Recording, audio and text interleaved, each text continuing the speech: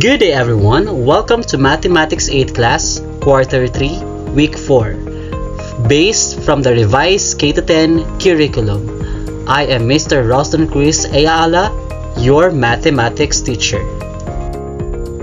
And our topic is all about linear equation in two variables. Objectives: describe linear equation in two variables. Determine the slope and intercepts of a line, and graph linear equations in a Cartesian plane. To unlock the content vocabulary, here are the following content. Linear equation is a first-degree equation whose graph is a line. Slope is the ratio of rise and run. It also determines the steepness of a line and denoted by m. Intercepts are points in a Cartesian plane where the graph of a linear equation and the axis intersects. The point where it intersects in the x-axis is the x-intercept, while the point where it intersects the y-axis is called the y-intercept. Ordered pair represents the location of a point in a Cartesian plane. The first value is the x-coordinate or abscissa, while the second value is the y-coordinate or ordinate. Given that a, b, and c are real numbers, and a is not equal to 0, and b is not equal to 0, a linear equation in two variables can be represented in the following forms. Ax plus by plus c equals 0 is a general form. Ax plus by equals c is a standard form. And y equals mx plus b is a slope-intercept form. As mentioned earlier, the graph of a linear equation in two variables is a line. Its behavior can be determined by its slope or by its ratio of rise and run. When the graph is increasing from left to right, our m or our slope is positive. If the graph is decreasing, then the slope is negative. If the graph is a horizontal line, the slope is 0. And when the graph is a vertical line, the slope is undefined. The slope of a line can be determined using the following ways. A. If given the equation of the line, transform it into its slope-intercept form. If given the graph of a linear equation in two variables, choose 2 points in the line. Then from the first point, count the ratio of rise, positive if upward and negative if downward, and run, positive if going to the right and negative if going to the left, to the second point.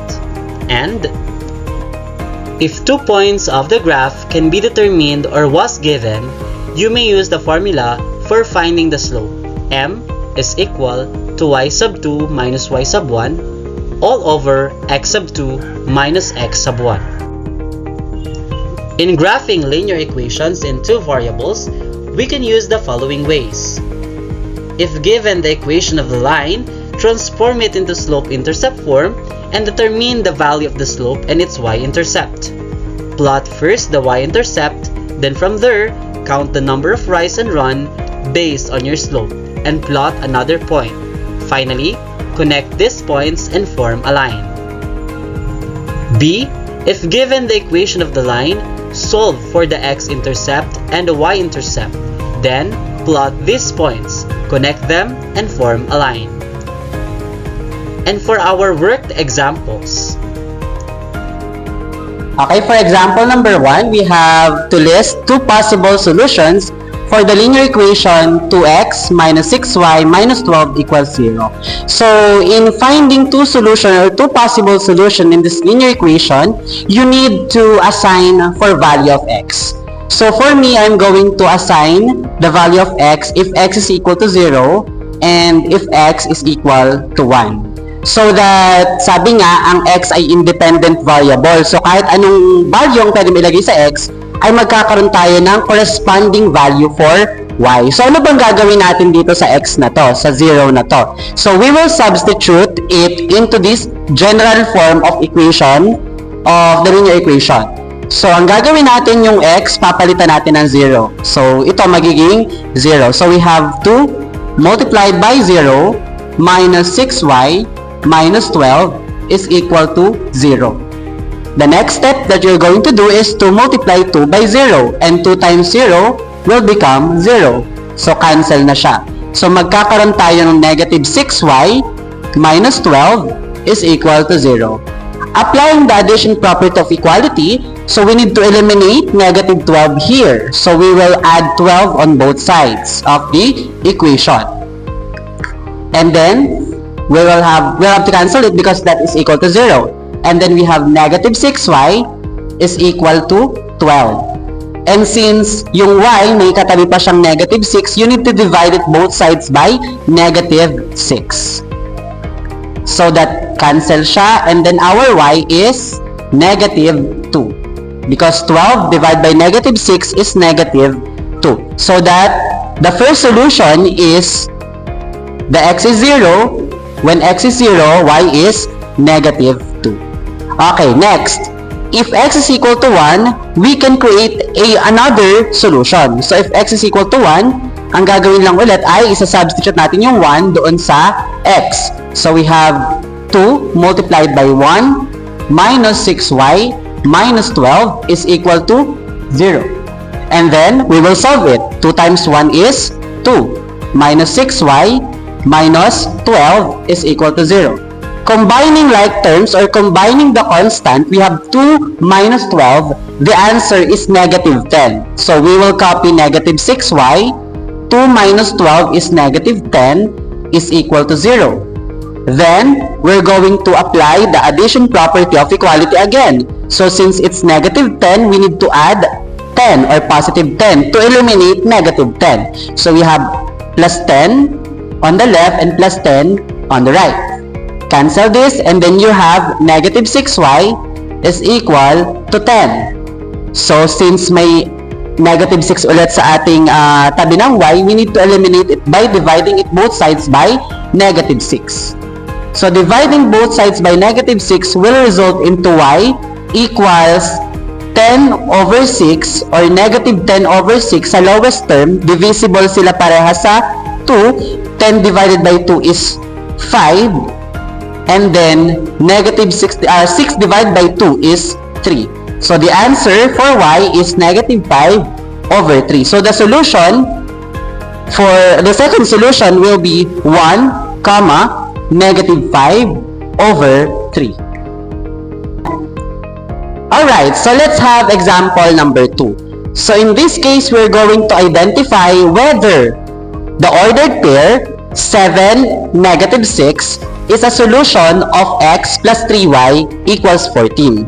So, in determining if the given ordered pair is a solution, you need to substitute the value of x and the y. Sabi ko nga, ang first element ay yung ating x at ang second element, yun yung ating y.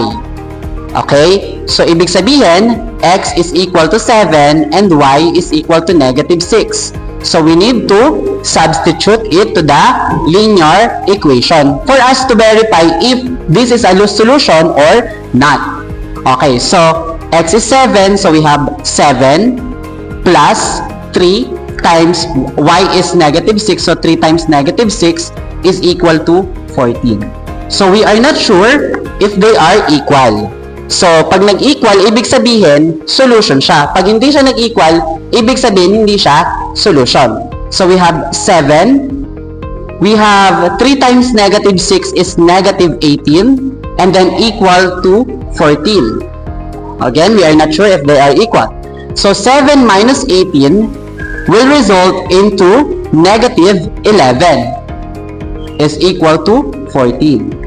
So, since negative 11 is not equal to 14, therefore, 7, negative 6 is not a solution. Okay, for example number 3, the given is determine the slope and the y-intercept of the line with equation 2x plus 3y equals 1. First step, you need to transform it into slope-intercept form. So how to transform this equation into slope-intercept form? We know that this equation is in the form of ax plus by is equal to c, which is in standard form. So in transforming it into slope-intercept form, we need to transform it into y equals mx plus b. So ibig sabihin, itatransform natin to na yung y natin, yung ating variable y, dapat ay nasa sa left side ng equation, and the rest of the terms should be on the right side. Okay? So let's start with the equation 2x plus 3y is equal to 12. And ang sabi, kailangan ang nasa left side lang ay yung y. So, we need to eliminate 2x. So, paano natin i-eliminate ang 2x? So, ima-minus natin siya both sides by 2x. So, magkakaroon tayo, makakancel natin to. So, magkakaroon tayo ng 3y equals, this cannot be combined. So, ibig sabihin, this will be negative 2x plus 12. Okay? So, kapag hindi pwedeng i-combine, kailangan mo lang siyang isulat ng isang linya na inyong pinag-plus. Okay? So, negative 2x plus 12. Now, ang kailangan dito sa left side ay ay y lang, hindi pwedeng may 3. So, since itong 3 na to ay nandito, we need to divide it both sides by 3. Acceptable siya through multiplication property. Dividing both sides by 3 will cancel this. And then y is equal to negative 2 over 3 is negative 2/3. Copy x. And then plus 12 divided by 3 is 4. So, ibig sabihin, nasa form na siya ng slope-intercept form. Y equals mx plus b. So, ang sabi, determine the slope. The slope is m. And the y-intercept is b. Okay? So, ibig sabihin, in this case, ang m po ay laging katabi ng x. So, therefore, yung katabi ng x dito ay negative 2/3. So, ang m natin is negative 2/3. And, ang ating b, yung ating y-intercept, is kung ano yung number o yung constant dun sa ating linear equation. So, we have positive 4. So, again, the slope is negative 2/3. And the y-intercept is positive 4. So, for example, number 4, our problem is to determine the slope of the line with whose graph is sketched below. So, meron tayong given na graph. Aalamin natin kung ano ang kanyang slope. So, kapag graph ang given, ang formula natin sa pagkuha ng slope ay m is equal to rise over run. Okay, so rise over run. So what do we mean by rise? So sa rise, we have the vertical change. And run, yun naman yung horizontal change. So in this case, we have 2 points located in the Cartesian plane. So mag-i-start ako dun sa pinakamababa at magbibilang lang tayo ng units. So again, yung rise ay yung vertical change. So mula dito, magbibilang ako ng units na itatapat ko dito sa isang point. So we have 1, 2. So ibig sabihin, there are 2 units upward. So since upward ang direction, it will be a positive. So positive 2. Over, from here, you will count another steps. Papunta naman dun sa kabilang point, horizontally. So ibig sabihin, siya ay run. So, you will count units. So, you have 1, 2, and then 3. So, there are 3 units to the right. To the right means positive. So, positive 2. So, therefore, the slope of this given graph is 2 over 3. Okay, example number 5. Sketch the graph of 3x minus 5y plus 5 is equal to 0. Given that this is a general form of equation of a linear equation, we need first to transform this into slope-intercept form. Kasi pag meron na tayong y-intercept at meron na tayong slope, madali nating magagraph ito sa Cartesian plane. So let's start. So from here, you need to graph or you need to transform it into slope-intercept form, kagaya ng ginawa natin kanina. So sa pag-transform nito, we have 3x minus 5y plus 5 is equal to 0. So gagawin muna natin siyang standard form. So para gawin siyang standard form, itong positive 5, aalisin mo dito. So paano maaalis? So we need to eliminate 5 dahil siya ay positive, ang i-add natin ay negative or magma-minus tayo ng 5 both sides. So cancel to, then we have 3x minus 5y is equal to negative 5. Alright? So after that, since kailangan natin ay matitira ay yung y, so we need to subtract 3x kasi kailangan wala to dito, dapat nasa kanan siya. So magsusubtract ka ng 3x both sides. So, magkakaroon ka ng negative 5y equals, dahil ito hindi pwede ipag-combine, dahil ito yung variable, ito yung wala, you have negative 3x minus 5. And in that case, ang gagawin natin para ang matira na lang ay y, i-divide natin siya both sides by negative 5. So, ang y natin will become negative 3 over negative 5 is positive 3 over 5x. Okay? And then negative 5 divided by negative 5, we have positive 1. So this will be our slope-intercept form.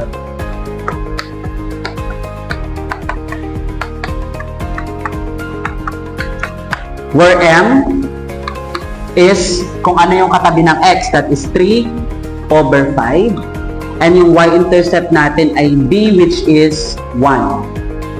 So tatandaan natin na para makuha natin yung graph is magsisimula tayo sa y-intercept. Pag sinabi nating y-intercept, ito yung point na makikita natin sa y-axis. So nasan yung 1 ng y-axis na andito? So dito may pa-plot yung iyong y-intercept. Ngayon, according sa slope, we have m is equal to 3 over 5, which is yung 3 ay rise at ang 5 ay run. Meaning to say, magra-rise ka ng positive 3 at magra-run ka ng positive 5. So mula dito sa point, bibilang ka ng 3 units pataas. 3 units kasi positive pataas. So 3. 1, 2, 3. And then from here, magra-run ka naman ng 5 units papunta sa kanan kasi positive din siya. So the 1, 2, 3, 4, and then 5. So this will be our terminal point. Ngayon, nagkaroon ka ng another point. So ang gagawin mo na lang is, i-connect mo na lang yung dot. At meron ka ng graph ng linear equation na 3x minus 5y plus 5 equals 0. Okay, so in example number 6, we are tasked to sketch the graph of 3x minus 5y plus 5 equals 0 using intercept. So another method of sketching the graph of a linear equation. So the first step that we need to do is to transform it naman into a standard form. Diba, meron tayong 3x minus 5y plus 5 is equal to 0. So, in transforming into standard form again, kagaya ng ginawa natin kanina, aalisin si positive 5 sa left side by subtracting 5 both sides. Cancel. Then we have 3x minus 5y is equal to negative 5. So, pag sinabi natin intercept method, hahanapin natin yung x-intercept at saka ang y-intercept.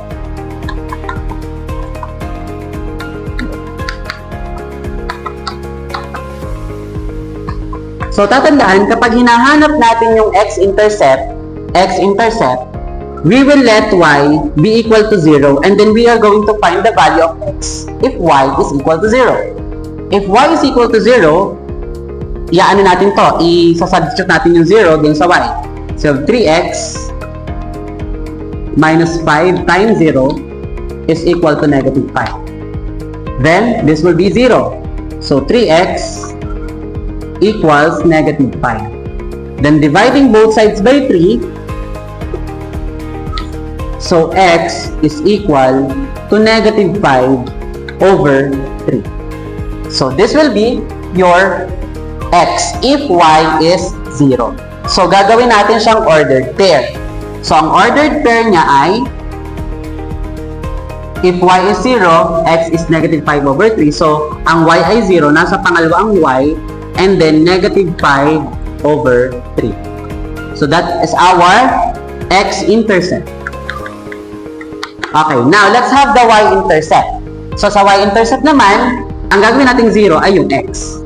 Okay? So therefore, in that case, we will use again the equation. We have 3 times 0 minus 5y is equal to negative 5. Then 3 times 0 is 0. Then we have negative 5y equals negative 5. Then dividing both sides by negative 5, y is equal to 1. So therefore, if x is 0, y is 1. So in ordered pair, if x is 0, then y is 1. Okay, now, we are going to plot the points on the Cartesian plane. So negative 5 over 3 and 0 is naandito. Okay, this is negative 5 over 3 and 0. And then for the y-intercept, 0, 1, 0, 1. And then if you have 2 points na, pwede mo na siyang i-connect and then make a straight line. And we also have the same graph na kagaya ng example number 5. So, ibig sabihin, kahit anong method ang gamitin natin, iisa lang yung graph na ating magagawa.